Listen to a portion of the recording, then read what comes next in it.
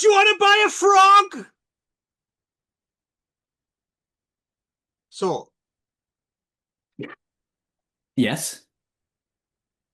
film crack time, Mm. and we're going to be talking. So we spoke recently of the Fist of the North Star comic. Yes. Uh, Not on this show, but on another adjacent related yes. program you might want to check out. So we decided to do a film crack special.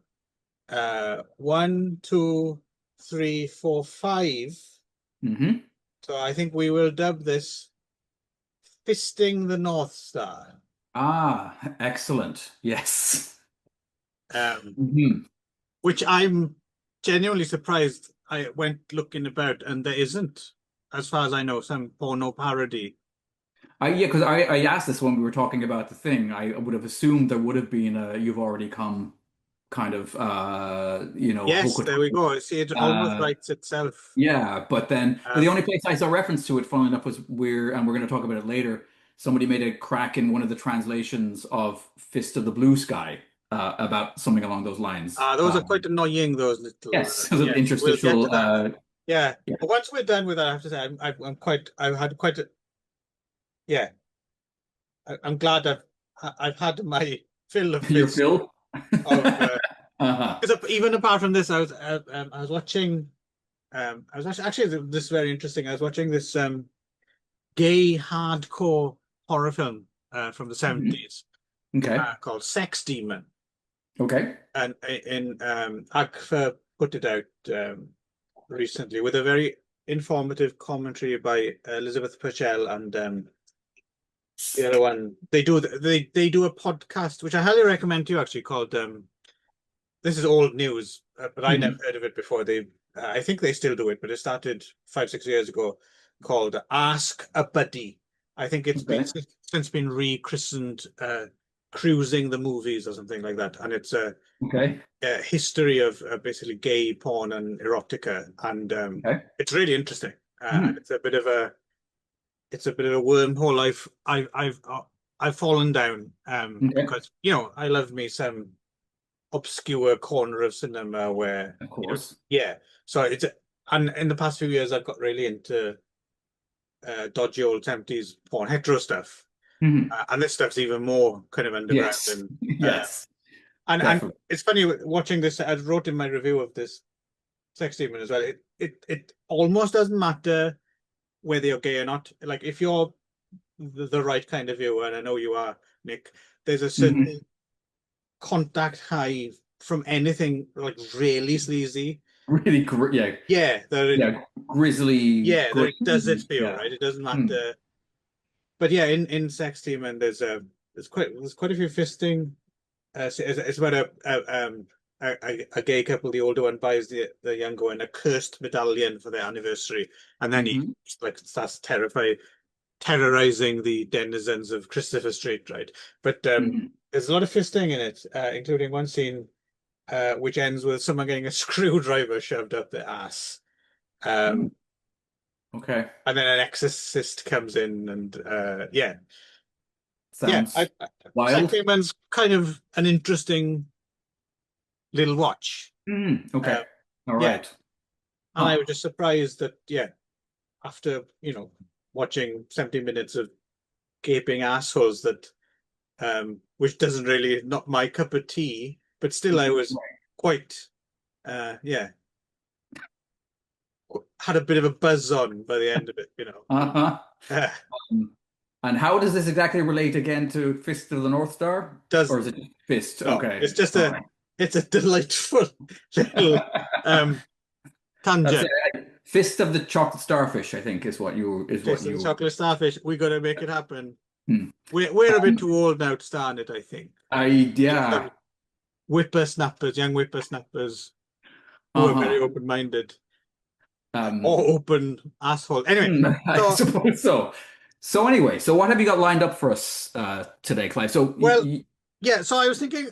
So there's a couple of peripheral things I suppose we could get out the way first that aren't Mhm. really because of the but they came up in discussion and we ended up watching them, so we might as well. Plus, well, the Mhm. first thing I want to talk about because it's worth talking about because I'd never seen it before the two Mutilator animated shorts Yes, yeah. by Eric Fogel, Vogel, right, from yeah. 1992.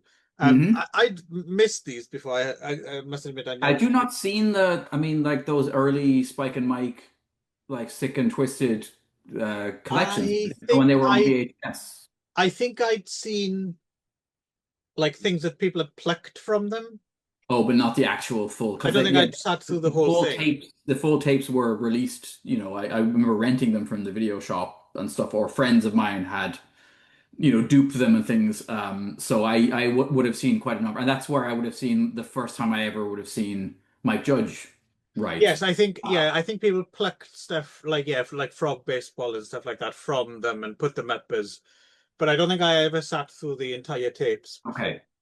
And like Lupo the Butcher, there was a number of ones that were quite They worth notorious going at back the to time. and checking out.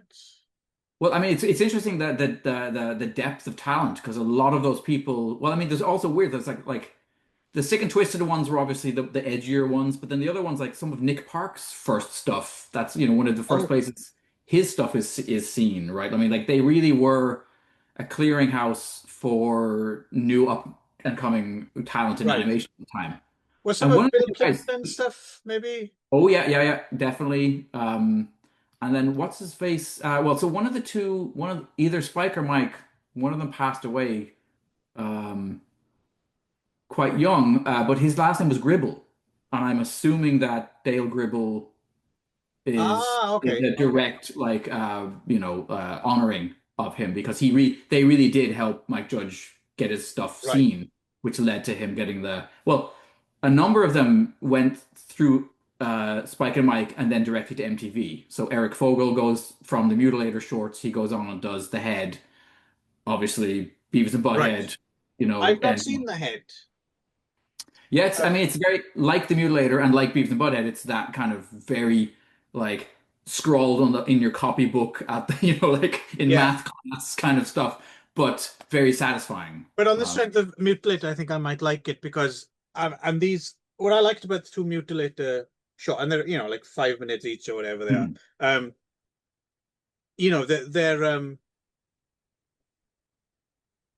they have a sense of humor to them, which is Yes, one step either side, and it could be annoying or grating but Eric Fogel gets it bang on, right? Like this kind yes, of that mixture of the basic kind of childish kind of almost animation and gleefully violent, and of course yes. the title song by Death Boat. Yeah, yeah. The second, I even prefer the second one to the first one. That one where he really goes all out, and in fact, Yeah, the action's surprisingly well done in that it is, one. it Like, is. But yeah, people getting their spines ripped out. But it's just yeah, so it is like a very talented child with a box of crayons just going yes, like yeah, so yeah. yeah, I really enjoyed them. Pure glee, you Yeah. know. How much Um, they're actually inspired by Mr. Zosa, I don't know. well, no, But I mean, I put it together in thinking, well, they were post-apocalyptic. It's a tall guy with a mullet and muscles going around fighting. but there was a lot of that, But there right? was, yeah, yeah. I mean, there could Um, be no DNA. but I'm glad you mentioned it though, because I had never seen them before, and that seemed a shame that I'd missed out on them back in the day because they are fun and they hold up. Because the first time I'd ever seen them, they hold up. They're fun. Oh, there are lots, yeah, and they're Yeah. easily findable on if you just Google Mutilator Eric Fogle, Yes. you'll find them quite easy. The Adventures of Mutilator, Hero of the Wasteland. Hmm. Um, and yeah, and it also led me to think, oh yeah, fuck, I remember the head, but I didn't see it. But I Hmm. remember people really liking it. And also, I don't think Eric Fogel did it, but wasn't the Max a spin-off from the head? Do you I remember don't the know. Max I double do, but X? Yeah. yeah, no, I do, but I think the Max was based on a comic by Sam Keith. No, I think Uh, you're right, but there's some connection between the head and the Max. I'm not sure what it is. okay, But if you you could look it quite be up, right. like, oh, Okay. yeah, of course, IMDb can be fucked sometimes, right? Because Hmm. sometimes they just say, but which will lead us to our next, why we watched our next thing incorrectly, which was Right. much less pleasurable than Mutilator. but yeah, so and he also did, what was it called? Another thing, a massive cultural thing I totally missed.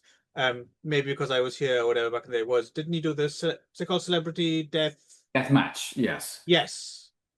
Which I'm not as big a fan of at all. I Okay, I think the don't head even really is know what it good. is. It's animated famous people hitting each other, right? Is that right? Yeah, and it's more claymation, I think, Okay, because than that sounds cell good. animation. Yeah, I just don't think I think it's kind of a one trick like it's funny once and then it doesn't need to be seasons of it. You know what I mean? Yeah, because there's Like fucking hundreds of them, isn't there? yeah, it kind of leans into some of the stuff I don't much like about what's the one Robot Chicken, right? Where to me it's I don't really know that either. yeah, I mean, I know what it is. I think I've seen yeah. an ep, but no, I know what you mean. Sometimes there's a fine line between, I don't know, like you get the feeling when someone goes out of their way to create something culty Hmm. and it never ends where, but some people don't seem to. That's yeah. Yeah, I know what you mean. We could talk all day about that certain strata of kind of cult stuff that yeah, doesn't really Hmm. deserve Yes. like it's gone out of its way to Yes, yeah, capture that audience. yes. Yeah, but at the head is great and the mutilator is great, so check him out if you Yes. haven't. Yeah. However, don't check out Hmm. um Cyborg. Wait, the original Cyborg or Slinger, the Either can get fucked. So really? Okay. yes. Yeah, say first of all, have you not seen Cyborg 20 times when you were like 15?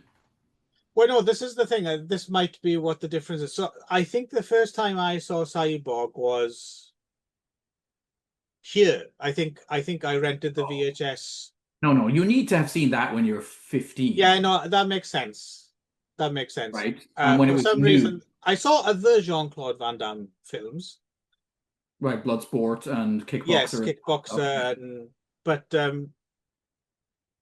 yeah, I don't think I saw Cyborg until a few years later Okay. in my early 20s. I don't think. Okay. I Okay. might be misremembering that.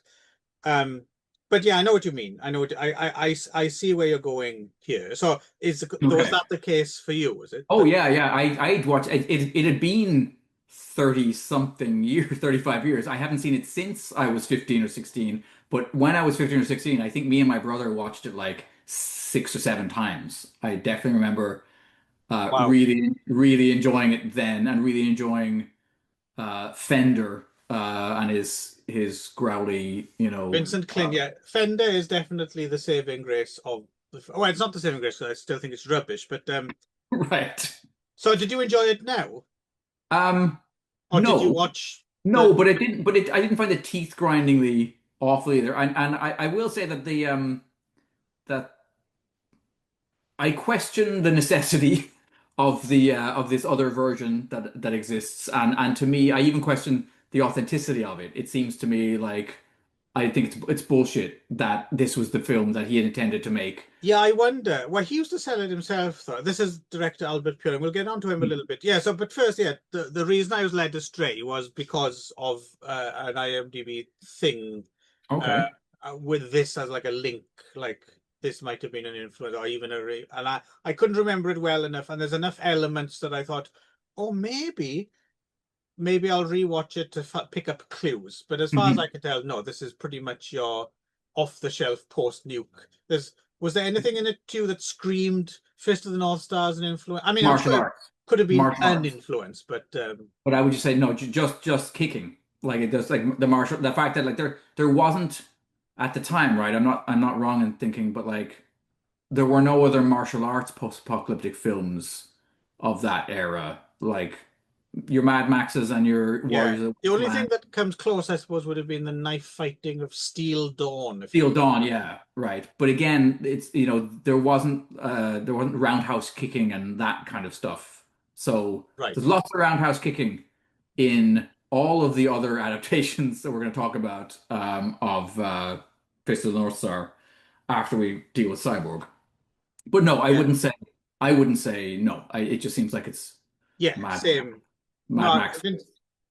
it's interesting watching it this time as well. So yeah, well, let's get this. Yeah, so the Slinger so-called director's cut, which runs, it's shorter but seems to Yep. run longer, is in Hmm. black and white, like a telecine, Yeah. and takes itself even more seriously and is even more Yes. ponderous and Yes. boring. Like of the two, I definitely, yeah, I think Golan and Globus of Cannon had the right idea in kicking Albert Pune out the editing room, and because this is Yes. not a film that needs to be, you need more silliness and action and over the Mm. topness, right? Yeah. But watching it, there are so many elements. So I have a problem with Albert Pune as well. You don't want to Mhm. speak ill of the dead, but the thing is, you hear nothing but good things about Albert Pune, right? From people who've Okay. worked with him. Hmm. Everyone says, "Oh, Albert Pune, oh, he's such a great guy. He's lovely." I think he's from Hawaii, right? Mm. Oh, great, lovely dude. I don't dispute that. Hmm. However, I remember a period in my life when I was writing my first book, living here in Tokyo, especially a stretch from like early 2000s or something, and I was just renting all the video stores which we still had. I was Hmm. renting them dry of anything, Right. you know. And it was Albert Pune became the bane of my existence. Like I'd Okay. be picking out, oh, I haven't rented this. Oh, fuck, Albert Pune. Oh. And I would dread, but I saw so many god awful Hmm. Albert Pune films, and I don't know what it is about, because he has a way, and Cyborg's a good example of this. Like Cyborg, even if it's rubbish, which it is, Hmm. it should be trashy fun. Right. But apart from when Fender is on screen, it's somehow like it's not just not good, it's quite boring. Like Right. really boring. And many of Albert Pune's films, again, which have a similar kind of trash aesthetic, and are actually a lot more ambitious than other similar films of their type. Like Albert Pune Right. seems to have been very ambitious. And for Hmm. instance, some of the sets and the locations in this are really interesting, and they're used in quite interesting ways. Yes. Yes. And a lot of his films have that stuff. So they should be a cut above, but there's something that he does that just turns all his films, like they seem to go on and on and on for hours. Mm. Whereas other films of a similar type, which are objectively worse made, at least they Hmm. seem done in 90 minutes. Right. But his films just go on, and it takes me no great pleasure to say that, because like I said, people seem to like the guy, and he was certainly ambitious. But now Hmm. there's a bit of a kind of there's a re-examining of his work. I've noticed this now. There might even be a book about him, and Okay. people have kept reappraising some of his films are coming on Blu-ray, and they got commentaries and people saying, "Oh, how underrated." And I don't get it. No, they're not. Uh-huh. Again, don't like to say that, and I'm not having a go at the guy, but the fact is, Hmm. his films are just interminable for me. A few Uh-huh. exceptions aside, and I've not seen all of them, but for Hmm. instance, I did like The Sword and the Sorcerer, his debut film Yes. Me too. Yeah. with Richard Lynch, right? Yeah. And I don't mind Cyborg maybe because there's a certain nostalgic element Yes, you to have the my nostalgia. I brother. don't have that. Hmm. And other things that were wasted as well. So there's this whole thing about um, going from New York to, by the way, also, Mm. kind of man having to escort a female, in this case, a female cyborg with some sort of secret in her DNA to get Hmm. rid of a plague. This is The Last of Us. Oh yeah. That's interesting. Mm. um, but anyway, there's this whole thing about getting from New York to Atlanta, and I was like, Hmm. hang on, isn't Atlanta like quite a way Hmm. in, like you'd go down the shore then, but you'd still have to whatever. But looking into it, and it's difficult to tell the Google, because a map, especially when you get to the United States, so it only goes so far, right? But Hmm. then if you look into it, there's this thing, is it called the um hang on, intracoastal waterway. Okay. So apparently, yes, you could get from New York City On a to boat. Atlanta. Okay. You'd go all the way down to just off the South Carolina coast, and then you could Hmm. go inland, and you could actually get there. And I thought that's interesting. That should be a really interesting film, right? Hmm. Right. But it's not. No, but I don't know if it's as bad as you're making it sound. It Like is. sidebar, I will agree with you that Slinger. I have a whole bunch of questions about that too. Even just that print because they keep cutting back and forward between what's obviously just like the actual cyborg, right, Yes.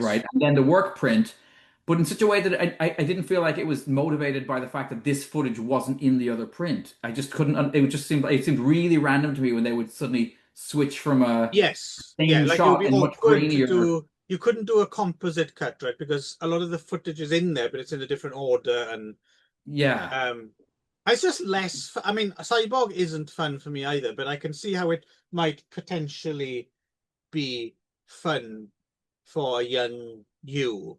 But Hmm. Slinger wouldn't have been. No, no, If I you'd have agree. been Slinger when you were 15, No, you'd have no. thrown the tape away, I think. Yes, definitely. And it also they've added a kind of a Blade Runnery voiceover that is unclear as to who it's even is that's supposed to be. Isn't it supposed to be just more Fender, except Well, sometimes it's Fender, but then other times it's not. Sometimes it's clearly a different. It's not obviously Jean-Claude.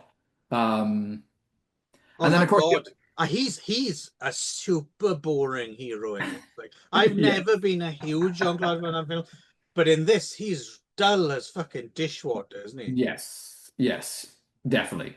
Um, And then for people who care, there's a whole thing like um, all the characters are named after guitars, right? That's quite annoying. Yeah. Yes. So Jean-Claude Van Damme's character is Gibson Rickenbacker, and you got Fender Tremolo, Marshall Strat, Pearl Prophet, who that Pearl's drums. Yeah. Um, yeah. No, no. As I said, it's not. Yeah, It's no, not. it wound me up, and It's it's funny. not. It's very personal to me as well. I do realize that this is so. For instance, an interesting example of something you could compare to it a little bit. I've recently, on the back of our heavy metal episode, I've slowly Yeah. been going through the Metal Allant Chronicles TV series that was made in Bulgaria, um, and they are rubbish as well. I mean, they are Yep. Hmm. terrible. I don't know if you've watched them. I think Jen and I tried one or two, and we were They're like, no. pretty awful, but Okay. but they have charm is a bit strong, but somehow I'm actually going to make it to the end. There's like a Okay. yeah, there's a kind of weird, almost charming naffness to them, but like Right. each one ends, and I'm like, oh, for fuck's sake, fuck you. But I'm like, I don't know. There's something. There's a quality of It's like a box of naffness. like of store brand cookies that are not really good, but they're just okay enough that you're like, I could have another No, one. they're not even that good, and I wouldn't watch two in a row. But I don't know. I don't know. Or maybe I'm just like, fuck you, Metal Alarm. You're not beating me. And Right. all I'll get to because the they're end. bite sized, because they're 25 minutes, and Right. Cyborg is 90 minutes or something, it might Right. make a difference. Um, Here's a quick question then. Um, Pune or Donald G. Jackson? Donald G. Jackson. Yeah. Well, I've managed thus far to not see any of those rollerblading films. Okay. All But right. I of course I do know Hell Comes to Frogtown and the Well, yeah. sequels. Yeah, Yes. Okay. I do like me some Hell Well, I Comes mean, Hell Comes to Frogtown is great, but there's the a lot more sequels. Donald G. Jackson than Hell Comes to Frogtown, right? So yeah, and in some way, in my mind, he and Pune are kind of they occupy a Oh, similar I think I'd space. much rather some Dave G. Watch Jackson, Rollerblade because Warriors. yeah, or he make a whole bunch of just awful films with Joe Estevez. Hmm. I've seen a few, and no, at least they're interestingly awful, if you see what Okay. I But he did. I mean, let's bring it back just for a second before we move on from this. But we should credit Pune with having put Kathy Ireland in one of the only movies she ever appeared in, right? Or Alien from there's LA. two of them, isn't there? Isn't there like a journey to the center of the Well, earth? yeah, and they're both related to his like they're yeah. That's the weird thing about those films. They're both related to his journey to the center of the earth because he was a big H.G. Yeah. Wells. I can't tell which is which. I haven't seen either for. Oh, right. I didn't have you pegged as a Kathy Ireland Oh, fan. she was plenty cute back in the Yeah, no, I'm sure she was. I just Sports Illustrated models went. not your type, I thought. But no, I can kind of see that.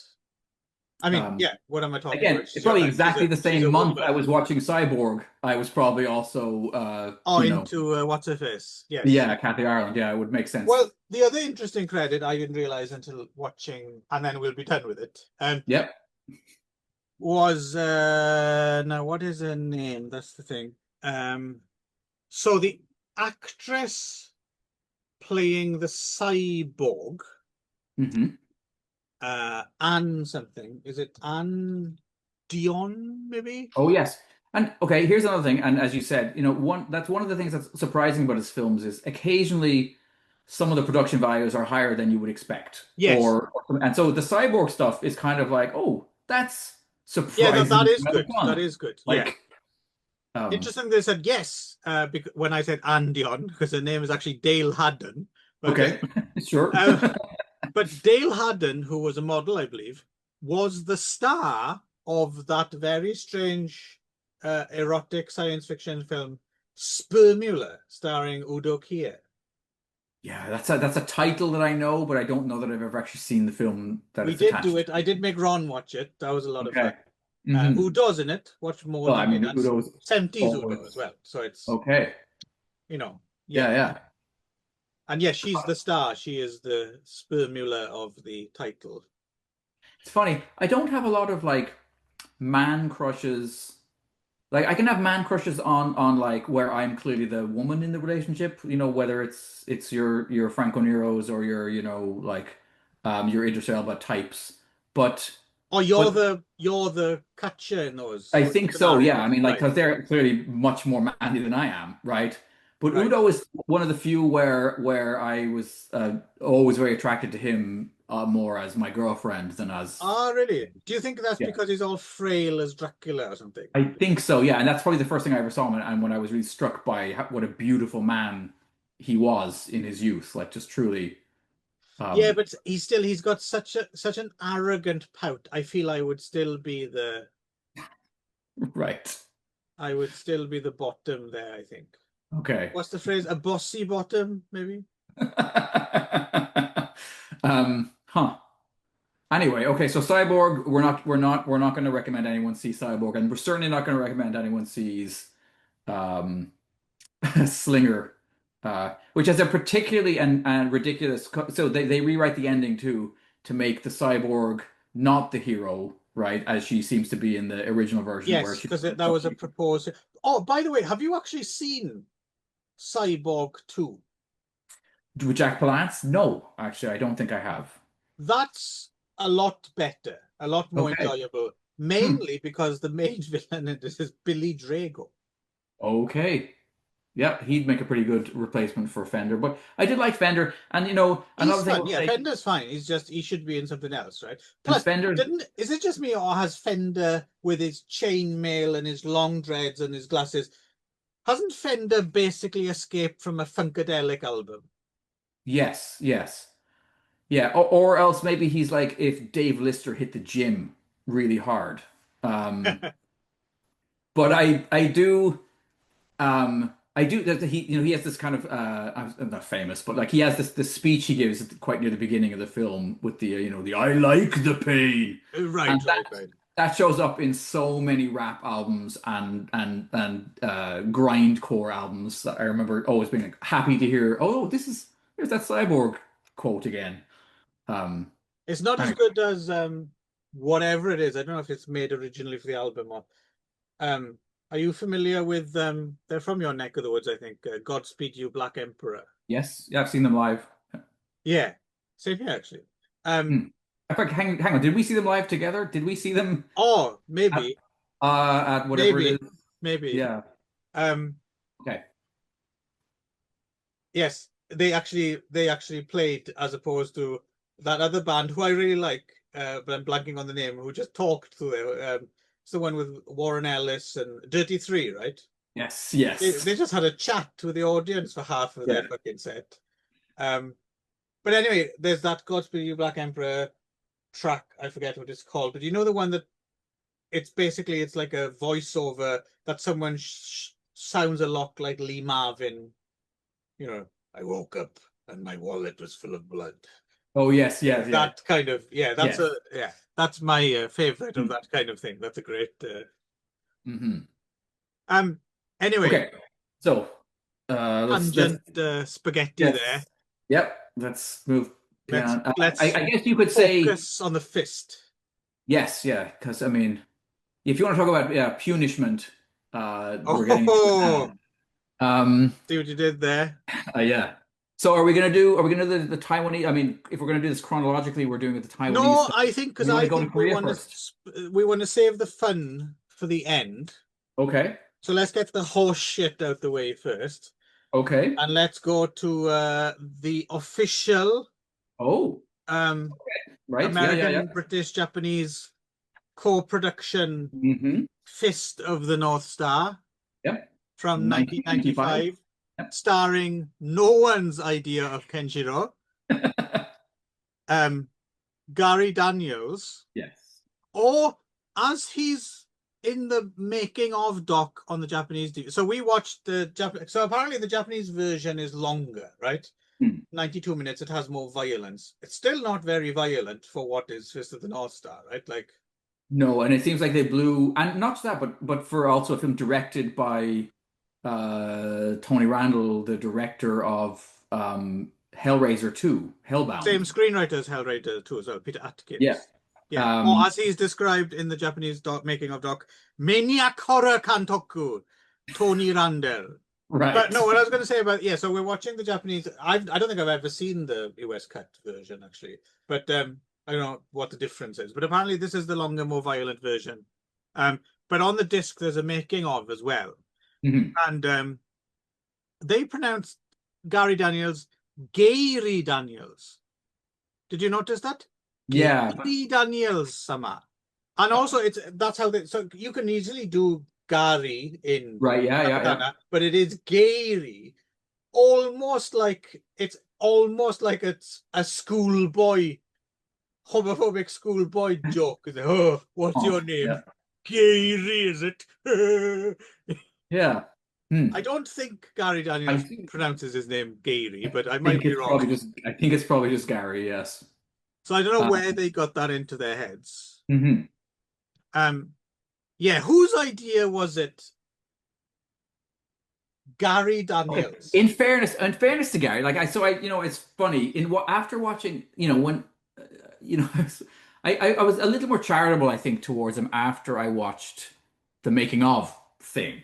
I He realized that, seems like like a nice fella, he really does, and always eating his homemade pasta. protein. Like there wasn't even catering in this movie. That's quite like what the hell? No, I think they did. I think it's because I've known, I've worked with some bodybuilders. They never Okay, eat the bento, right? They always bring their fucking right. protein rich things. Okay. Yeah.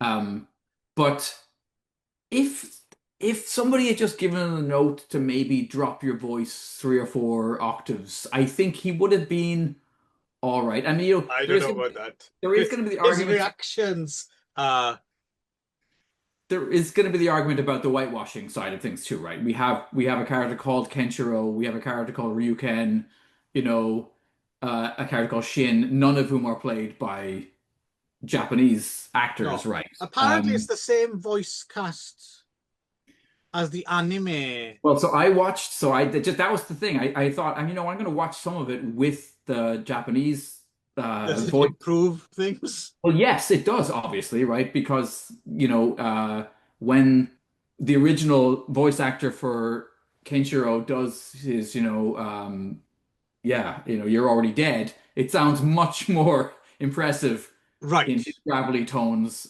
and yeah, if you kind of, Gary Daniels. yeah, if you Yeah, squint a little bit, yeah, it actually does work better for sure. yeah.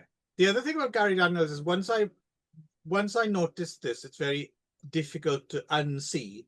So apologies to any of you Gary Daniels fan who I'm about to ruin. Hmm. Um, Gary Daniels looks a lot like Will Self with muscles. Okay. He's got a very him Hmm. and Will Self are very similar looking. Something about the bone structure of their face or something. So whenever I see Gary Daniels now, I always think of Will like Will Self. muscly will self. Of Hmm. course, Gary Okay. Daniels is a lot less annoying than Will Self. Um, Although Will Self's one of those weird characters where one day I quite admire him, and the next mhm. he's really irritated. You know what I mean? Yeah. Oh yeah, yeah. I feel that way Probably the way about he likes it as well, to be I honest. feel that way about Johnny Rotten. I constantly flip-flop between hating him and acknowledging the important influence he was in my life Right. and his place in popular culture as a naysayer and a pain in the ass.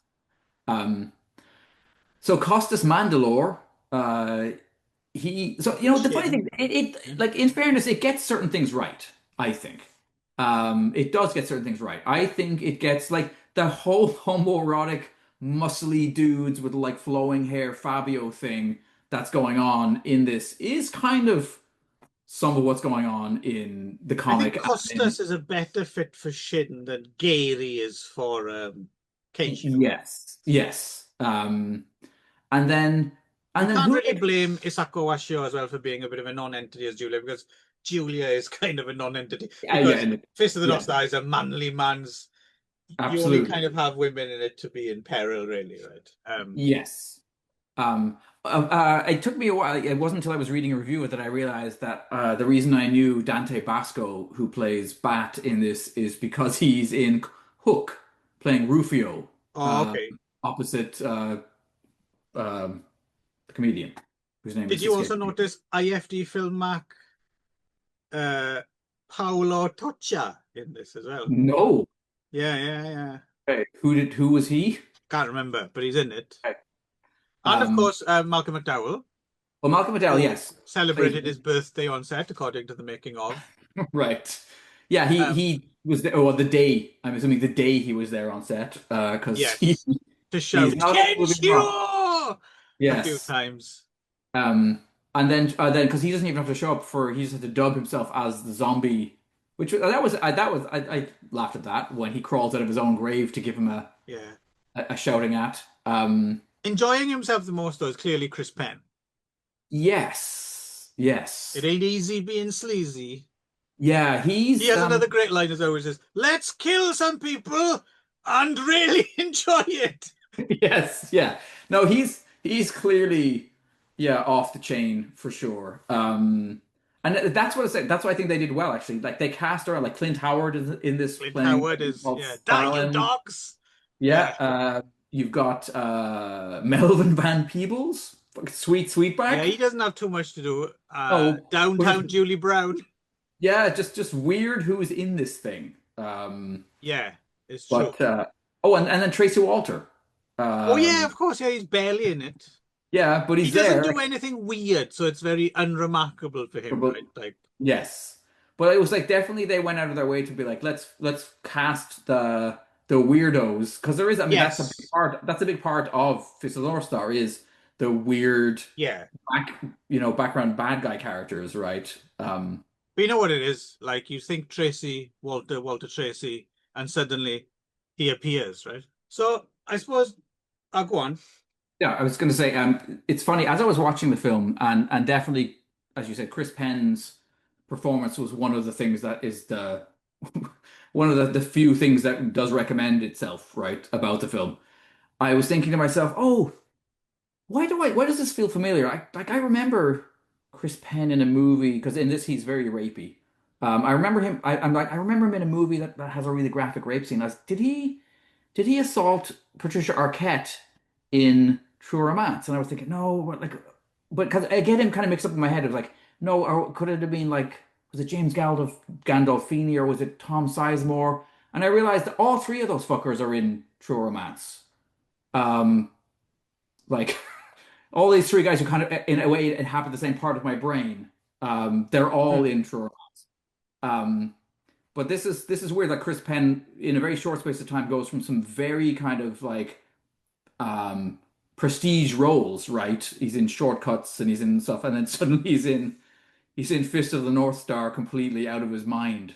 Um, Well, I mean, he was a notorious partier, right? yes, yes, yeah, Um, but at yeah, my main problem is it's just boring. It's when I finish laughing at Gary Daniels, Hmm. it's just boring, and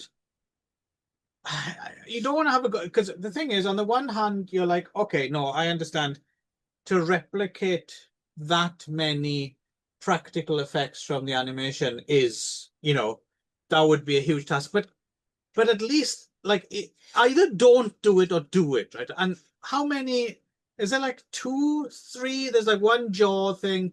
There's a couple Yes, of exploding heads which are almost identical, yeah, and that's it. And that's I'm kind of it. thinking you Yes, need to, you need to get Brian Usna involved or something, and get yes. some society like Well, I mean, the elephant, I put in think the there. elephant in the room is, and we're not going to talk about this today, but the greatest, I think, adaptation of Fist of the North Star is not an adaptation of Fist of the North Star. It's the story of Ricky O.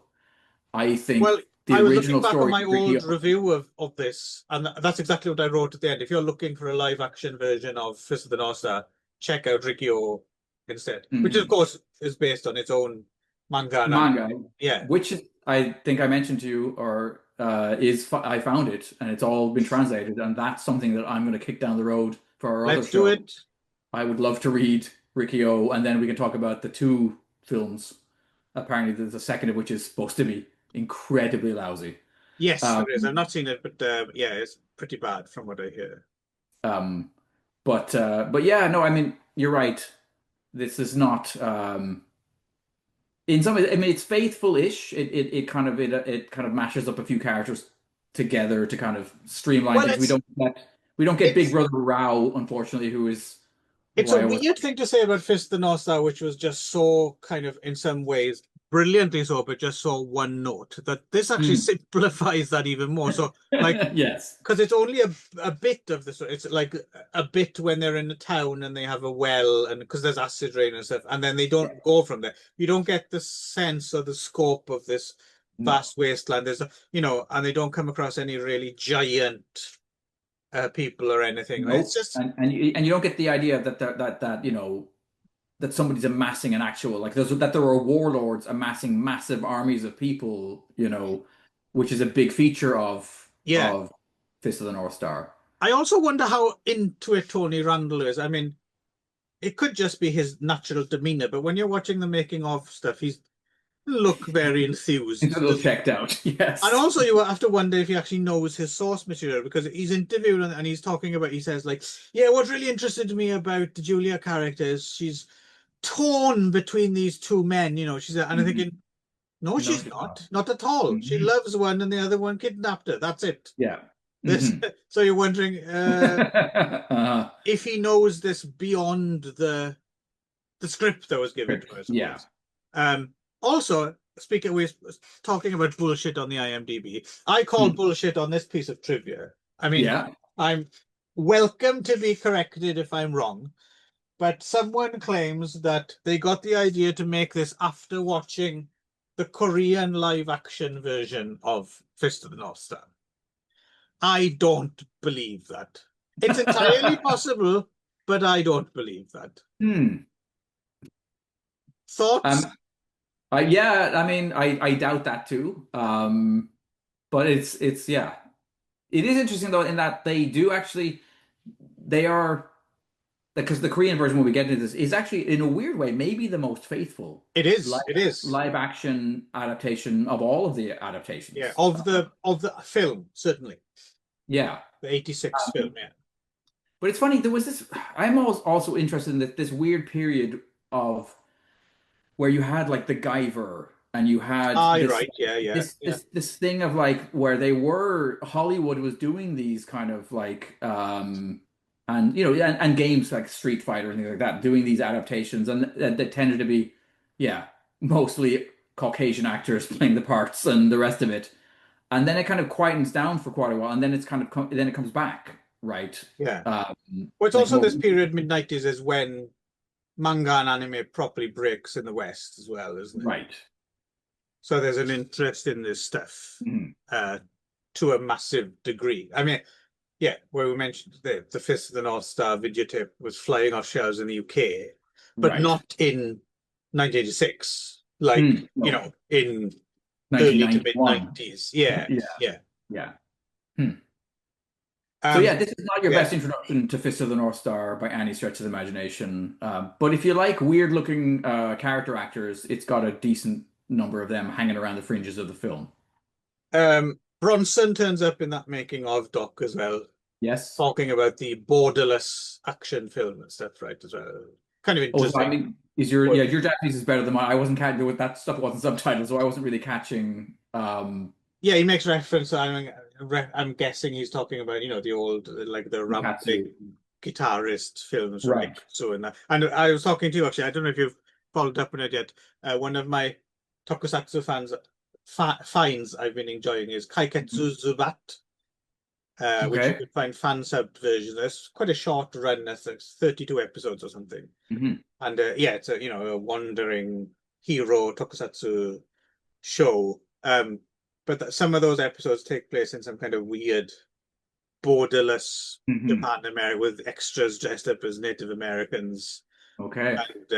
and also it's so the more you watch the more you watch it, it's increasingly ridiculous. And I'm getting to the point now I'm realizing, okay, these people are taking the piss, Taking a right? piss. Like, Yes. because Uh-huh. the thing about the thing about Kaigetsu Zubat is every week the villains have a henchman who's really good at like one skill, and Right. every week it plays out the same. Our hero's like, ha ha ha ha. Yes, of course you think, but you're only the second best in Japan at that skill, and they're always like, what? Who was the first? And of course, invariably, every time he does this thing about putting his hat down and going, Mhm. cocking it down and going like this, like it's so Hmm. fucking stupid. And the thing is, it ranges from, in the early episodes, yeah, it's like sword fighting or gun, and then it's like a woman with a spinning top or golf. Or I watched an episode, I'm Right. about halfway through, in the last episode I watched, the henchman, and he's a fucking American football player, and and he's like, Hmm. you think you're the best at American football in Japan? It's me. And like he chucks the ball so hard underground that it like burrows underground and stuff. Yeah, it's a lot of fun. Kaiketsu Zubat. I believe I Okay. sent you a link to a place where you Okay. find it. Um, I'll take a look. yeah, it's growing on me. Like at first, Okay. this thing's fucking stupid, but now I'm like, okay, I'm kind of in on the joke now. And um, uh, Hideaki Anno of Evangelion fame made a whole bunch of amateur films, right? The most famous one being like a Return of Ultraman Okay. kind of copy back in like the 70s, 80s. Anyway, they did more than one Kaiketsu Zubat parody, Okay. which you can see actually online. And I'm thinking we might construct a film crack around Yeah. Yeah. some of the Daikon fan films, because some of them Yeah. are quite interesting. Okay. Um, Totally. anyway, Okay. should we So to finish with Korea that, I then? think? Yeah. Yeah. Well, no, Yeah. let's do that now. Let's go chronological then. Oh, okay. All right. So Yeah, we'll come back to good when you can what, make up the rules, isn't it? yeah, to whatever madness was going on in Taiwan. Um, in the this is the so this is interesting. This is much closer to the original run of the comics themselves and the animation and the film, like the animated film, right? Because these two films are made in 86 and 87. All right, Um, closer in time. I was yeah, about to yeah. stop you there from and No, say no, no, you have not brain closer in damage, theme or in which you character might or have anything else. brain damage from these films. Actually, I can see that. It's entirely possible. I think I do. I mean, so let's set the table exactly what we're talking about first, because this is actually kind of complicated, right? Yes. Okay. So first off, we were alerted to there is a Taiwanese live action version of Fist of the North Star from 1986, right? It has a Hong Kong movie database page. Actually, I suppose it might be the sequel that does, and they have it as 1987, and the English title they have is Super Peito Fist, right? Mhm. So we thought, okay, great. I think it's up on YouTube with subtitles, and then we're okay. And then you went sniffing about in some naughty places on the web, and you found something dubbed The Taiwanese Fist of the North Star Part 2 Yeah. from the following year, right? And now, oh, so there's two of these fucking things, although you never see. I mean, it's barely listed online anyway. But when it Right. is, it's almost always as one film. Right. Yes. And not one film split into two. People have only ever seen one or the other. The only place I found that acknowledged that there's two of them was a Japanese fan site. Not a fan site specifically for that, for lots of different things. They also cover the Korean one as well. And they mention, and also because you got to watch, so one has, not that it makes a difference, the Saber Pato Fist one has subtitles. Yeah. The other one doesn't, which was dubbed Part 2. But Yes. because you went ahead and you watched them, you figured out because some characters were in one and aren't in the other, you figured out that that's the wrong order, right? Yes, yeah. It's more like the fact that they introduce certain characters. They introduce the kid characters to Kenshiro, Right. and then they already know him in the other film. And I was like, okay, hang Yes. on. So I realized I'd watched them in the wrong order. Not that it makes a difference at Not that all. it makes a huge difference for no. these films, no. But the other one has Korean subtitles but no English at all, right? So we're totally adrift at sea. So basically, the order you have to see them because they are both online. I noticed as well now. Yes, and they're both online through the same. They're both on through Wu-Tang Wu-Tang. Collection, yeah. Yeah. So if you just type in Fist of the North Star Wu-Tang, you'll actually find both of them. Yes. And possibly even you might stumble across one of or half of the Korean version is Yes, also you up will, there. yeah. But basically, the way to tell the difference, the one you should be watching first is the one without English subtitles and Korean subtitles. No, the one you should watch first does have English subtitles. That's the one that I'm pretty sure. No, because the one with Korean subtitles. Oh no, yes, sorry, you're right. Yeah. Yes. The one that has English subtitles is actually part one. I just watched them in the wrong order. Yes, that's right. Yeah. Okay, there we go. Yeah. So hang on now. Have I got it straight? I was trying to get it straight for our audience, and I don't have it straight. Okay. Hang on. The one, yeah, it's 1986 Beidou Jiquan, director Hang on now. Chung So it's the Woo. second one that has English subtitles, isn't it?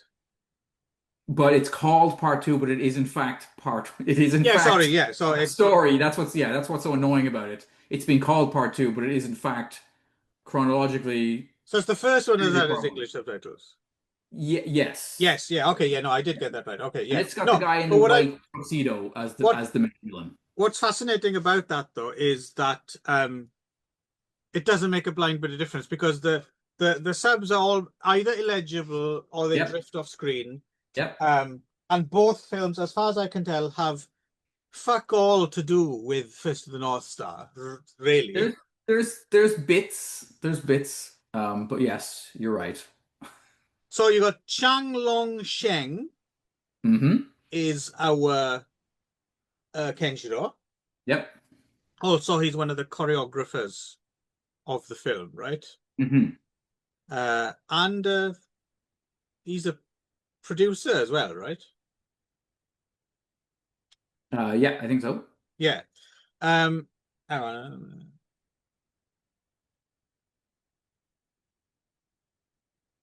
Excuse me while I write things down that I got wrong there. You go right ahead. Yeah, so you got him. And he's Kenshiro well enough. Although he seems to be like telekinetic or something in this one. Yes. Which is he's got powers that we've never seen before. Yeah, for sure. Yeah. And the way they get to, so we should mention that actually the American as well to a certain because it's very Americanized, so therefore is ultimately more juvenile, right? But Right. the Taiwanese and Korean ones have clearly gone out of their way to make it kid friendly as well, right? Like especially there's so many children in the Taiwan. It played a little bit like one of those like Three Ninja Kids kind of Taiwanese films. You know, there's a lot of those Yes. three martial arts kids films out of Taiwan around this time, right? Hmm. It played like a Yeah, bit like lots. one of them with Kenshiro in it. Yes, yeah, lots of kids in white, gi kind of running around the place. One of the main ones, actually, the kid who plays Bat in this, and he does actually look the part more than anyone else who's ever played the part. He's got the hair hanging over the eyes, he's got the goggles on. Yes, He's played by Ann, who is right. in Hello, Dracula. yes. 2, 3, 4, and the 3D Army, right? Yeah. Yes, he is. Yeah, yeah. That's so right away I was like, oh, I know him. Um, Yeah. Also, it's interesting that they do so um the little girl in it as well, like mhm. they they've kind of gone for it's ever so slightly in the anime, not so much that but there's a little bit of slightly problematic fan Yep. service panty fashioning stuff, Hmm. and they've really gone for it They in got one of all the in on it in films. this. Yeah, it's quite weird. Yeah. Um, for sure. Um, so I mean, roughly speaking, I don't know if we could talk about the plot, right? But Well, this is the one where there's a growth hormone serum that the bad guy is buying off of like a white drug dealer who shows up way later in the film, and they're randomly injecting street kids with it. yes, And it and does they become explain why loyal people become, minions then, right? yeah, and it does explain why people could grow because in this one they have proper giants, right? There are, in fact, both of them include proper giants, Yes, both there's of more giants in the next one actually. yes, but it is. I think it's related to this in this Yes, film. there is a giant on a Growth. miniature set at one point. But Uh, also, who's the dude in the white tuxedo then? So he's the guy, the master of Nanto Fist, right? yeah. So is he Shin? Is he supposed to be art? This film's I don't version of know. Shin, maybe. I And think he's in sending out all these henchmen, right? Including yes, there's like a dude with a bazooka that shoots fireworks, yep. and his Mm, friend who is played by an actor who really isn't cross-eyed, okay, but is trying his best to look cross-eyed, isn't he? right. Yeah, It's a very yeah. strange thing to see a man do, like because he can't even fake it, but you could tell what he's trying to do, but he Yes, just yeah. looks like yeah, it's odd. It's a very strange Yeah, effect. there's a lot more of them than the film needs, arsing around and shooting missiles at each other and stuff. There's a lot Yeah, a of lot of comedy. slapsticky I comedy was with it. surprised there was no pissing in it, being a Taiwanese film. I didn't catch any pissing, I don't think. No, I think you're right, actually. Piss free. Maybe So the I mean, director's cut. some of some of the fights actually in the beginning of that one are kind of good. There's like weird kind of Yeah, gliding that they do kind of replicate some of the feeling of the anime and the kind of the way the yeah. camera moves in the anime. Except they use like a visual effects like lightning or something, and Yeah, occasionally people blow up, but there's no like blood or gore or anything like that. Because like I said, they're going for a kind of a kid-friendly vibe, friendly. right? Yeah. So and then this one quite near the beginning, Ken does rescue Bat and Rin, the little girl, and she can't talk, which we see in Yes. most of the versions, and he uses his Hokuto pressure point things to give her voice back. Um, and then yeah, her dad's been killed, and then the gang all drive Vespas, which is just not the coolest thing There's for some a dirt motorbike bikes gang. in there as well, I think, isn't there? Yeah. Well, Um, the other thing that's most notable is this must be one of the like least devastated post-apocalyptic landscapes I've ever seen. I There's know. like entire Some quite nice living landscapes rooms. that yeah, there's apartments with interior design, and yeah, Yes. everyone's pretty chill about the Yeah. It's apocalypse. very unclear as to where this is supposed to be taking place, and yeah. Because there is like an intro, isn't there? There is like there was an apocalypse thing. Yep. they don't. So it's not that if they just ignored it, that would be one thing. But no, they do mention that we are living in the end times. But everything looks suspiciously like Taipei in 1986, doesn't it? Yes. And this one, and especially the next one, looks like big chunks were maybe filmed in some sort of theme park. Yes. Looks very Yes. much. There was a place in the city of Kelowna where I was a teenager. There was a Flintstones village Mm. there that and it had like all these kind of big fiberglass, You rock could houses go and there shit. and meet the And Flintstones. you could meet the Flintstones there too. Yes. And so this looked to me like some of this was shot in some whatever the Taiwanese equivalent of the Flintstones village was. They're kind of a big Disney castle in some segments. But Here's anyway. hoping for a live action Taiwanese Flintstones film that's been lost to the ages turning up. Yes, we can only hope. With Chang Long Sheng as Barney. Um, yeah, I there's bet a lot. their Betty would be pretty sweet. Yes, definitely. Um, so let's talk needle drops.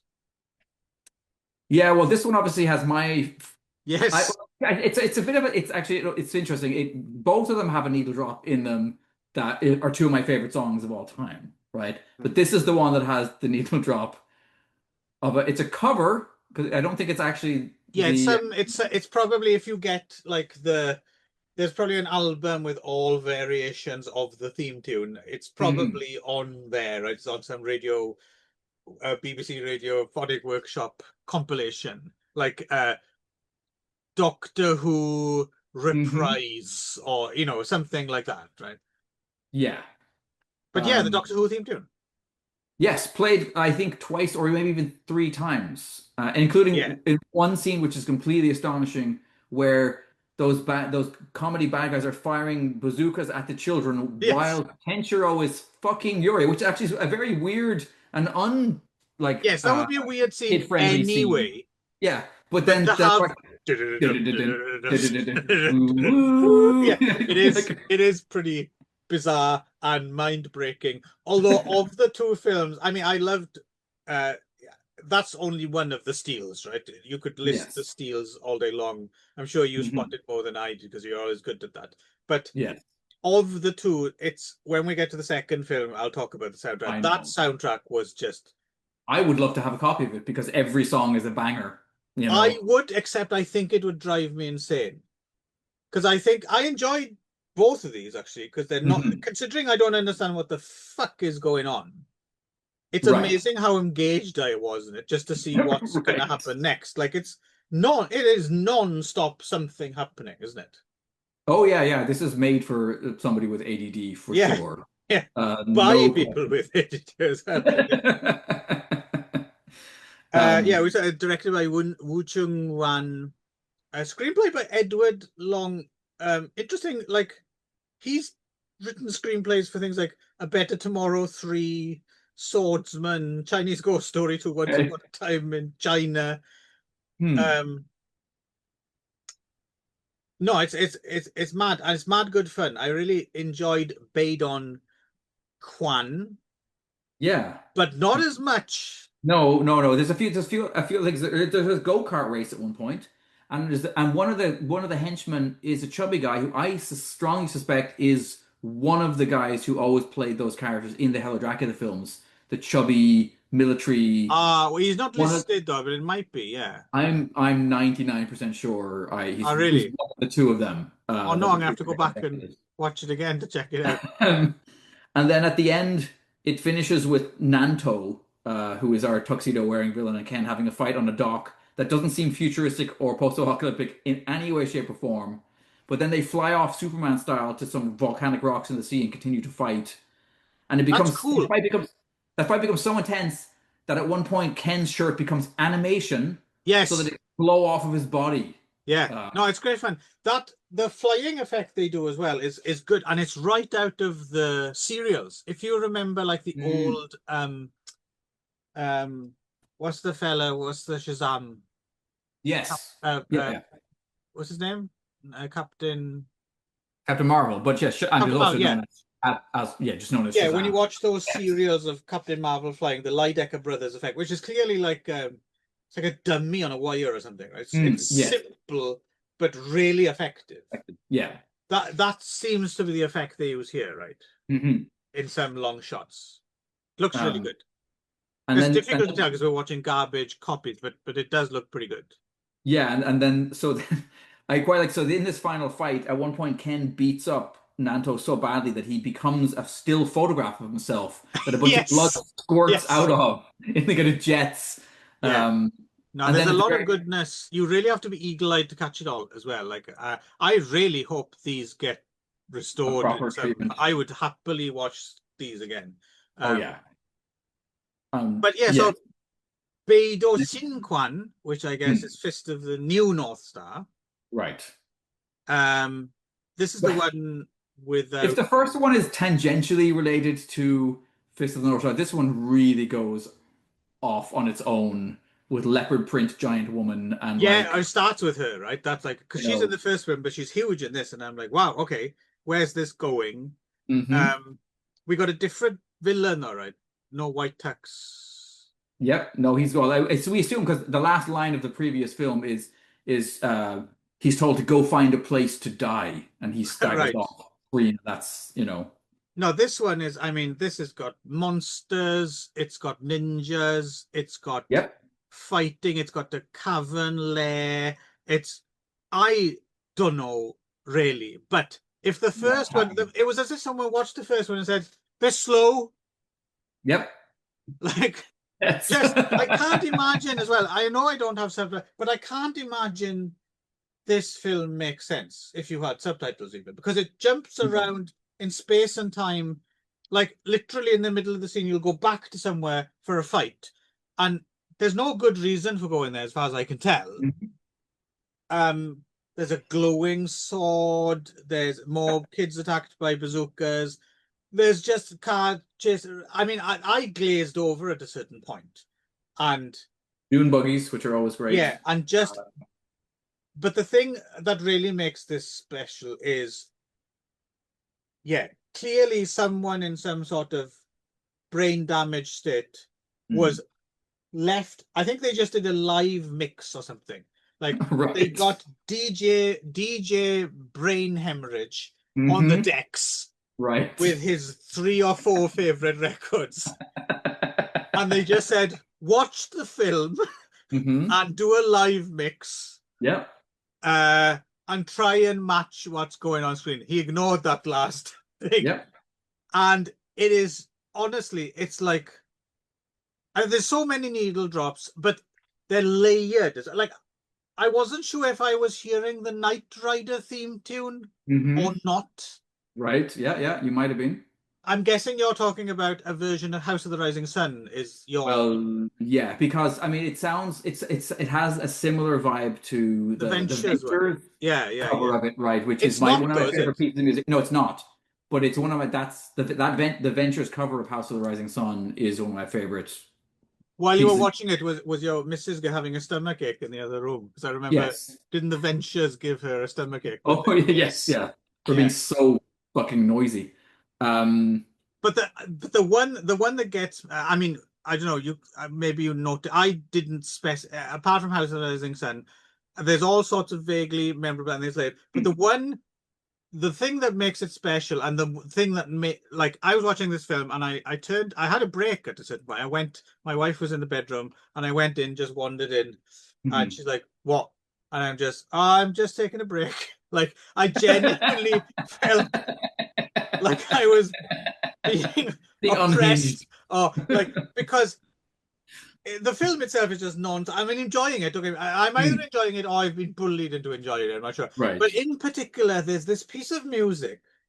It's like some sort of weird surf jazz instrumental thing, but with these boo boo Cannibal Holocaust disco noises. You know what? And they play it again and again, and not once is it appropriate for the type of film this is, or the action on screen. This song shouldn't be in this film, and it's in it like a dozen fucking times. You know what it is? Actually, it gives you the same kind of disassociation you get the first time you watch Mad Foxes. And Yes. even and that piece of music, Yeah. yeah, the piece of music Yeah. itself that you're talking about sounds like it could very easily be in Mad Foxes. Yep. It, right? Yes. Yeah. Yes. The only comparable thing I've watched that just genuinely had me like, okay, stop. I need to take a break. Was, and if you've ever seen, I'm going to get this wrong now because it's been years since I wrote about it, and it's a, but so there's a Thai. So basically, there's a. I think it's Was it originally? I think it's originally. There's a whole bunch. We'll do a show on this one day. Promise me. Mhm. Promise it, because it's just so many weird Okay. variants. But I think it started life as a Taiwanese version of Jumbo Ace. You know, the Japanese tokusatsu show. Yes, And I think yes. it was official. And I think they had footage from Jumbo Ace and even like the original monster suits and stuff. And they shot new stuff and they created that. But then that version went around the world. I think there's an Italian dub. The Italian one ended up in Thailand, and then Yeah. Thailand made a longer version with Thai people in it. And then I I assume think of Thorapong Chatri is probably in it then for yes, sure. and I no, sorry, but and then I think also there's a version called Space Warriors 2000 or something that Dick Randall put out. Okay. So it's got this whole we'll have to do a show on Yeah, it. yeah. It's very confusing. Mhm. But the version of it I watched at a certain point, yeah, had like this fucked up sound, but also the Jumbog Ace theme tune, like on an almost consistent loop. So you watch Jumbog, Jumbog, Jumbog, or something, you know, and you're just watching it going, oh my god, I'm losing my fucking mind. It's just, yeah. We should say, actually, coming back to the whole question, we didn't even bring this up, but in no way, shape, or form are either of these films endorsed by or legitimate, releases. Like I think anyway, I don't think that, although if you go to Wikipedia, not Wikipedia, if you go to IMDb, writers Boronson and Tetsuo are credited. Yeah, no, Um, I think that's an IMDb thing, right? Yeah. Yes, but I don't. I am assuming that these films were not. They didn't pay any Yeah. licensing. That they just went ahead. I will also say that in the second film, the one we're talking about now, they adjust his costume to be much closer to the animated and comic Yes, book he's got the version. He's kind blue. of wearing a blue thing, Yeah, but yeah, yeah. he gets the leather jacket with the elbow patch, or like sorry, the shoulder pad and stuff. Um, but yes, No, this is a double bill um to drive you insane for sure. But I yeah. really enjoyed myself. Spoilers. Yoria gets killed at the end, which is kind of a bit of a surprise. The final scene is Ken holding her dead body and walking out into the wasteland, or whatever passes for the wasteland in 1987 Probably Taiwan, with some fucking surf jazz instrumental with playing over the back. boom Yeah. noises on it. That or it's once again, there is a man in the And wasteland. oh yeah, no, that's probably it. They call him Kenshiro. Shiro. He's played by Gary Daniels. And God, we wish he wasn't. But yeah, no, it's but I think one thing I suspect there's a dude in this one who's always in like he's GI Bro. He's always in like a military cap and he's carrying around a wedding dress because at some point we see him running with his bride and then big giant leopard print witch woman comes down and grabs his bride and takes off with her and kills her, and he's wandering around the rest of the movie holding her wedding dress. And I assume that was a bit of a nod to the Ray character, who in the comics does have, but it's his sister's wedding dress that he's got. Right, right. Right. But that's about the only thing I could see that actually connected this film, other than the costume and the characters of Kenshiro, Bat, Yuria, and Yeah. Well, it Rin. is interesting that it's coming out so close to the source as well. I'm wondering how much of it they'd even see, because that's the other thing as well. When did they stop? Like, when was there was a certain period of time? Because I was talking to a friend about this. There was a certain period of time, not as extensive as in Korea, I don't think, but there was a certain period of time where Japanese media wasn't welcome in Taiwan, right? but I'm not Right. sure when that begins and ends. So I'm wondering if they'd one of the reasons this might be so different is they might not have had access, or certainly not official access to, so they would have just Right. got the basic idea, thought Or yeah, that looks cool, they had them. Oh, yeah, they might have had a few copies of the manga or whatever, and yeah, just yeah, and then seized on it and did their their own. own. I mean, certainly that's what we'll get to the Korean one now in a minute. Certainly that's what they've done with the Korean one is in lieu of being able to see the Japanese film, they Yes. recreated it. I mean, they've followed Yeah. it fairly closely. As because that's kind of a bit, I think just because you can't see it, right? Like most, there would have been Koreans who wanted to see it, but they can't see it. So here we go. This is Right. Okay. Yes. That's okay. Hmm. Yeah. Yeah. That's probably. Yeah. You're probably exactly right. I would. The last few things I want to say about the Taiwanese version is there's a few again scenes that are just pure Taiwan. At one point in one of the films, I don't know why, but Kenshiro thinks it's going to be really funny to make Bat's clothes disappear. So we get our requisite nude child scene. And there's another one, as you were pointing out, where Bat thinks it's going to be funny to like pull a string in, Rin's skirt so that her entire skirt unravels. And again, very Taiwanese sketchy child comedy stuff that you're like, okay. But then also they got that great thing that they do in Taiwan too. They do that in all of the Hello Dracula films. The kind of like it's all fun and games till somebody loses an eye. So there's the one I right. think it's the first one where the kids are like, ah, you guys suck, and then the next scene is like the house with grandma and grandpa just blowing up. Blow it up. Yeah, yeah, yeah, yeah. Yeah, yeah. And then like dead children all burned up and stuff, and you're like, yeah, it's got a real like fuck around and find out element to Taiwanese like uh cinema for children. Like, yeah, it's It's a cautionary tale for damn, sure. yes. Finger Okay. licking good. So, Mm, yes. Bukdui Guan, Mm-hmm. or sometimes listed as Legend of Fist of the North Star. Yes. And also, so we're talking another two-parter here, right? Yes. In this case, I think it was a two VHS. I think it's a VHS series, Yep. right? The diptych. Yes. There were a few of these, all by the same person as well. So there's, I think, the Korean Dragon Ball ripoff was Okay. two tapes. Okay. And then, of course, there's if you have the stomach for it, there's the Street Fighter series. I think there's Mm-hmm. two series with like 6 tapes each or something like that. And there's a whole bunch of it's a fascinating, I mean, obviously international rip-offs in general, but yeah, Mm-hmm. Korean direct-to-video rip-offs of things. Yeah. They're fascinating. Uh, Direct to video, and then is it shot? I mean, the problem, part of the problem is the prints we're watching are so muddy. I couldn't quite tell if they were 16 millimeter or if they yeah, were I'm not sure either, video. actually. Sometimes they look like video. It Yeah. depends. Or it's a mixture, I guess, depending on where Right. they're shooting but um so we should point out that yeah, so if you go online for the longest time you would have found half of this. And Uh, it's the second half. And the actually, second half.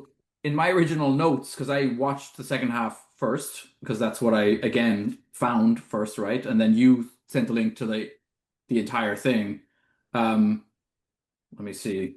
Yeah. Um, Because there's no subtitles or anything. So what you want to do is you wanna search out Legend of Fist of the North Star, Book One or whatever, and then you wanna put the Korean title into YouTube, and that's how you'll get the full 160 minute. I mean, why you'd want to do that, heaven only knows. But that's how I would imagine half of this is enough for more sane people. But this is Film Crack Crack. We do things right. Uh, Right, right.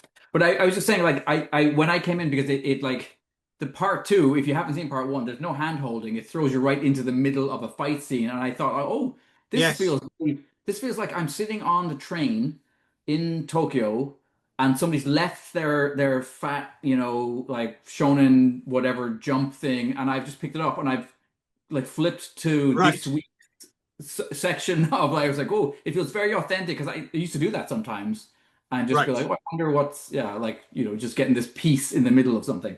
But as it turns out, I was watching it from the middle. So there, in fact, was. Yes, you were watching it through in the middle of that fight with a man with very bad asthma or something. Like, Well, yeah. So it's Christopher. It's Chris Penn, right? yes, I suppose it is. That's Yes, who it is. It's the yeah. same. It's Jackal or Jaggy. It's the same character, right? So we should say this one follows specifically the animated live action film, the feature film from 1986. This is actually from 1993. Right. But it does follow it quite closely, it has to be said. I mean, in terms of story structure and what happens. I mean, in terms of the look of the film, and not so much, but it is a fairly faithful version of that story, right? Yes. Yeah. Yeah. No. It's basically in some ways as they've taken the animated film and or really the first major arc of Fist of the North Star, right, taking you through how he gets the scars, how his girlfriend is basically stolen away by Shin. This one includes, unlike the Gary Daniels version, this one includes Rao, like really the big bad of the entire series, right? Played by a bearded dude. In I think this, that might be Park Sebun. Only Lim Kyung-soo is Kenshiro. right. Um, And it's directed by Wang Ryong, who also made the Dragon Ball and the Street Fighter. And I found it's quite interesting. If you start actually putting, if you well, there's nothing you can do about it. So if you don't mind not having subtitles for this stuff, mhm. you can actually find quite a lot of this stuff on YouTube. Uh, but you have to search in Hangul, right? You have to cut and paste the Korean titles, Right. and you can find loads of Korean obscurity, science fiction things, fantasy from this era. There was quite a lot Okay. of it, Right. and a lot of it rip-off stuff as well, like Mhm. yeah, the Robot Taekwon 5 series and giant robot stuff, and a lot of rip-off stuff from. And I discovered two while just doing the one I'd never found. But there's some kind of dodgeball anime I'm not familiar with, Mhm. and is it called Pongi or something? They made a Okay. live action version of that, and the one I'm most interested in is Yu Yu Hakusho, Rumiko Takahashi, who did Urusei Yatsura and stuff like that. She Okay. has a long running anime. You'd be fascinated in it. It's all about like legends and ghosts and yokai and Okay. urban myths and Okay. Yeah. yeah. So Cool. there's a Korean live action Okay. crazy ghost series based Hmm. on them as well. So yeah. So even if we were to just stay in this lane, there's Right. plenty of stuff for Film Crack Crack. Uh-huh. Um, but anyway, so Wang Ryong though is so I'm not sure. Have you? I know you're aware of him because me and Darren have spoken of him at length. But have you ever actually delved into the world of Elton John? No, other than outside of like he was in one or two of the Hopping Vampire films we watched.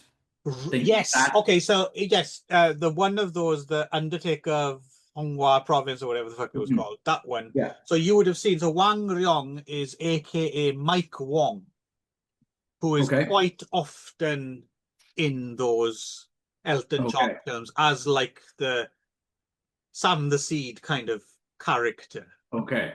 So that's the guy who's making all these crazy films Okay. is Mike Wong. Hmm.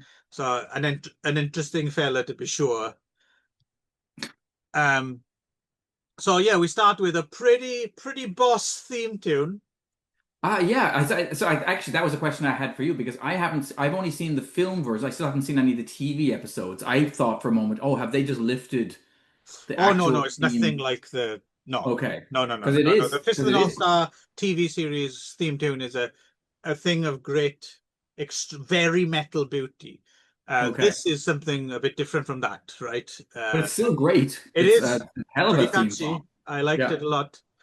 Um, yes, and so like we said, yeah, we won't belabor it. It is it is Fist of the North Star in its story beats. However, the setting is, I mean, it's it's it's a bit more it's closer to a wasteland than the Taiwanese ones because you don't get fully furnished apartments. But Yes. there is clearly like buildings in the background, and sometimes they're on streets, and like Yes. so they're not It's selling it, basically and they're it's often inside like I don't know old factories or something and stuff, fighting and stuff, right? yeah, So yeah. It's basically filmed on abandoned building sites, landfills, and uh, quarries, well, basically. also in one of the most impressive bits, a junkyard, right? There's like Oh, actually, I have a note here that just says like I was struck because I watched in the wrong order. So yeah, I watched that half the film first. So right. yeah, that whole end part is Oh, the chef's kiss. junkyard's great because they're I don't using know real how they did cars, it. some kind of wire work or something. They're chucking cars around. That Cars, I looks know. fucking dangerous to me. Yes, it really, and it looks quite cool. Like it Oh, it does. does. It starts to put across in a live action. I mean, I honestly think actually this is like A for effort, not A for execution. Right. A for effort. I really think that they genuinely tried as much as they could to figure out ways how can we on a very limited budget put across some of the stuff from the animation and some of the stuff from the comic, right? Yeah. And they found some fairly ingenious Yeah. solutions. Like one thing very cheap, is like using that video effect of like the blurring so the hand appears over and over again, which Yes. is And when something that people get hit, they kind of manipulate the image in some weird way, which is to their heads yeah, distort. it's Yeah. not good, but it's at least it's distractingly different. It's like, Yeah, and it and oh, it gives you that, I know what they're trying to do, yeah. and it yeah. But that Um junkyard fight, I was wondering actually, there's is it there? I'm wondering if it's their attempt at doing Superman 2 as well, isn't it? yes, it does feel a bit like that. But it's good. It's well. It's Again, it's because they rather they well can't done. they can't do stuff like bringing entire skyscrapers down and having them smash onto, No, no, no, no. Kenjiro's head like But from the animated they're film. swinging this fucking car around, and there's an immediacy and a danger to like. I really thought, whoa, someone's gonna get Gonna get smacked. hurt. Like, yeah, Yeah. someone's getting tetanus or something. Um, Yeah, and there's a scene in the first part where I was like, oh, I never even considered this. Like, where do you go for your shoes in the post-apocalyptic wasteland? And apparently, they're just in a landfill full of like, footwear, and like dudes are trying on different shoes, and I was like, that's cool. yeah. If you Um, watch, if you watch the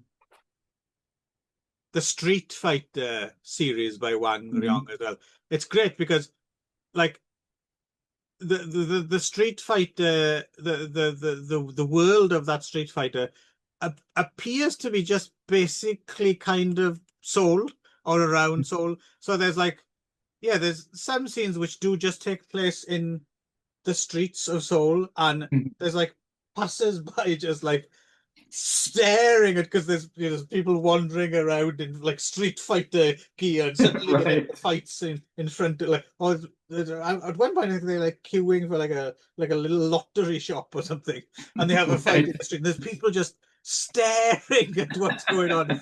It's great. Um, Yeah, and as you mentioned, the guy who's playing Chris Penn's character, he's really chewing the scenery. He's got this whole, he sounds like this bulldog I thought he that was gonna you die. see yeah, he's a, Yeah. the whole film. It's quite disconcerting. At a certain point, he just goes on and on. You're like, wow, dude. He's really committed to the thing.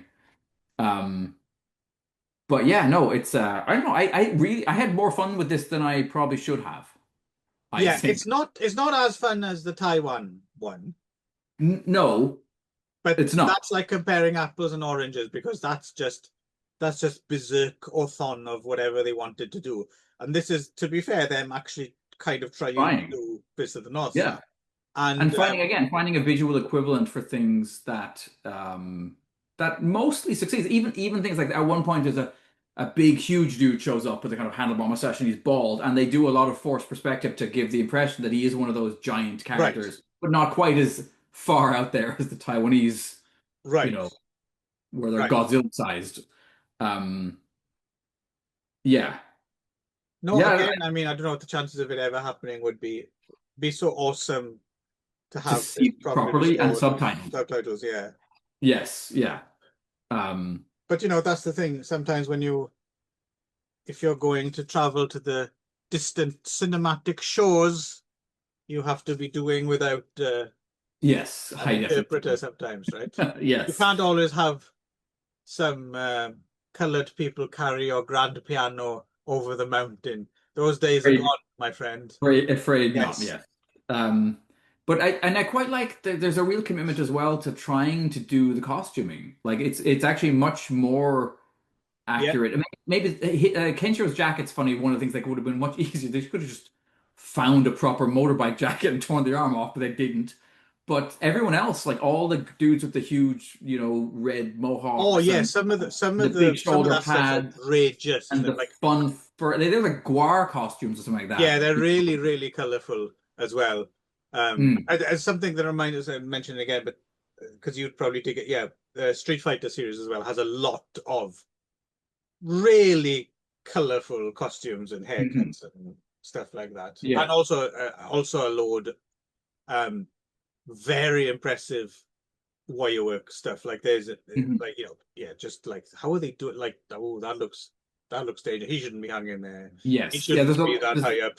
You there's know? yeah, there is a lot of people getting kicked and flipping around in Yeah, the air, yeah. and smashing into things and And through it's walls. it's got energy, right? It's really it doesn't matter that it might look it's not the most photorealist. It doesn't matter because it has energy and it's Mhm. I mean yeah, I mean both the Taiwanese and Korean versions shit on the American version, right? From a Yes, great yeah, height, I yes, would in say. different ways, yes. And I think too, I think the Korean version, some of those actors have to be pro wrestlers, surely. Like Maybe so, yes. they I give the vibe of it does give the vibe of like which I think is very true to the source material because yeah, I think Tetsuo Ohara was really inspired by pro wrestling and that's a lot of his right. dudes look like wrestlers, right? Um, Also the Taiwanese and the Korean Dragon Balls 100 times more fun than that oh, the Hollywood thing. American. Yes, Dragon yeah. Ball Evolution. The Street Hmm. Fighter shits on that Jean-Claude Van Damme being Hmm. shit again. Street Fighter film. Hmm. Fucking hell, Yeah. that Jean-Claude Van Damme is rubbish, isn't he? Um, yeah, no, as I said, this is kind of better than it should be, even though it's, as I said, it's pretty ropey, it's very chintzy, but somehow I feel You'd the you'd love. have to be very mean to take against it, I Yeah, think. and I feel the love for Yeah, the subject matter in the people who made this, and the fights are kind of good. They're kind of bashery, kind of, and everyone's kind of properly built. They're all properly right. muscular. And then you've got two dudes maybe sharing the same wig. But again, so you actually get in this version you don't get any amalgamation of the characters. So you get each of the and actually there's one scene that just blew my mind. It's when we cut to Jaggy or Jackal or Jaggy's thing, and he's got the now he's wearing a fucking Lion Maru looking Mm-hmm. mask thing, right? And he suddenly has Ray's sister or whatever licking his boots, and I was like, "Oh, this seems like a step too far for children's entertainment. Something seems kind But of suits me just fine. this seems quite pervy and weird." But yeah, no, I like this one quite a bit. I would love to see this again, as I said, cleaned up and with Yeah, subs. yeah. I mean, what the chances of that ever happening, I have Mhm. no idea. Yeah, because when it comes to some of the copyright issues, I think as well, it's all down to whether someone's feeling charitable or not, right? Right. For instance, I think you can see, for instance, Man Who Saves the World, Turkish Star Wars. Mhm. There is legit disc releases of that, right? And Yes. George Lucas hasn't been a dick about it, and Right. just kind of look the other way, I suppose. Because I mean, it's not as if how much more money do you want Lucasfilm? Like, leave the Right. little film Yes. alone, right? And it's Uh-huh. got to. So I think that's the thing. Maybe it's case by case, right? If the people will let it through or not, right? Right. I do like that Solid Snake, who is the uploader who put the full version up on YouTube, right? Mm. I Thank you, might need Solid Snake. Thank you. Sadly, only 302 people have viewed the file so far, but in his description underneath, it's written both We in. would kill for views like that, Nick. Yeah, I know we would. Um, yeah, he's got it written in Korean, but underneath it says this is South Korean adaptation of film of Japanese manga Fist of the North Star. It's made by Taiwan Donghua in 1993 illegally. This version of the film was created by combining clips of the film that were originally uploaded on YouTube. It was up there, but then underneath he goes again. All the rights to this film was owned by Taiwan Incorporated, but note that this film was created illegally from the beginning. So like, Right. you know, like Right. so. Now, Yeah. apparently, original VHS tapes are pretty scarce as well, right? Difficult to find. So, thank you. What was his name again? Scorpion. Solid Snake. So, which is What? that isn't Solid Snake. Solid That's Snake. the name of the main character from that famous Konami game. Yes, who my friend Metal actually Gear. plays. Metal So I Gear. should have known that. Yeah, Okay. my friend But you. Eric is Snake. Oh, really? Yeah, Okay. he's been Because on the show actually. Yeah, he used to live wait. here and do Saigens and stuff. Okay. Wow. Yeah, Eric. Um. Hi, Eric. How's it going? He's in Okay. Connecticut at the moment, near our Okay. friend Gino. Huh. Huh. Okay. Yeah. Okay. So Oh, in did what you not know that? Sorry, I've dropped in a no, bomb on no, you. Huh? in a film or like in cutscenes made for the video games or No, what? he's the mocap guy for Snake in the video games. Okay. Wow. But I mean, originally the very first Metal Gear game was for the original Famicom, so like there was no mocap, right? It was just like a, you know. And if you've ever seen the original front cover, it's a painting of um uh what's his face from Snake Plissken Oh, is it? Well, at whatever point they originally. started doing Actually doing mocap, real. yeah, Okay. that's him. So I don't know Ooh, if it's from Metal Gear Solid 2 or 3 or or like I because I don't further know on. those Yeah. things. Mm, But no, but that's him. He does have his fans who have tracked him down and know who he is. that's He's awesome. also can I yeah, it's out now, so I don't think it's a secret. He is also one of the mocap people for that same creator has done Death Stranding, right? Which is another massive hit Yeah, video. yeah. Well, yeah, Kojima or Hideo Kojima. Yeah, He's yeah. So there one we of the go. most. He's considered to be one of the most important video Yeah, so he game knows him. He works with him, and ever. he asked him to do Death Stranding as well. So, Wow. in fact, I know Okay. two people who did mocap for Death Stranding. Look at me, partying with Yeah, the stars, yeah. watching dodgy Fist of the North Star. I'm living the Oh, life, hang on. Nick. I Yeah. lie. It's not. Sorry, Metal. So I take it back. So Metal Gear Solid. I remembered it was clearly a painting of some actor. It's a painting of Michael Biehn playing Kyle Reese, basically, just Oh, really? slightly adapted for the original cover of Metal Gear. Which is one of the reasons I probably rented it from the video or from the video shop when you could rent games, right? Ah, I was okay. like, oh shit, that looks like. Anyway. Back in the days of paperbacks, I think the most often painted face seems to have been James Coburn, right? Like he was on a lot of A model for paperback a lot. covers. Yes. Yeah. Him and Eastwood and Bronson, I think. Hmm. Anyway, we've gone way off piss, and this is Yes. fucking Yes. long enough. What the fuck are we still talking for? I don't know. But so if we had to recommend, what would we recommend out of this mess of illegally and legally made live Taiwan and action? Korea, I think. I think so. Yeah, I think you don't need to go any Clear, further. clear 6 hours of your life put Hmm. aside. Hmm. And no, actually, no, don't watch them all back to back. That you would be driven insane. Yes. Yes. Um, but yeah, there you go. Hope you Hmm. enjoyed our fisting, Yep. and we'll be back for more next time. Indeed.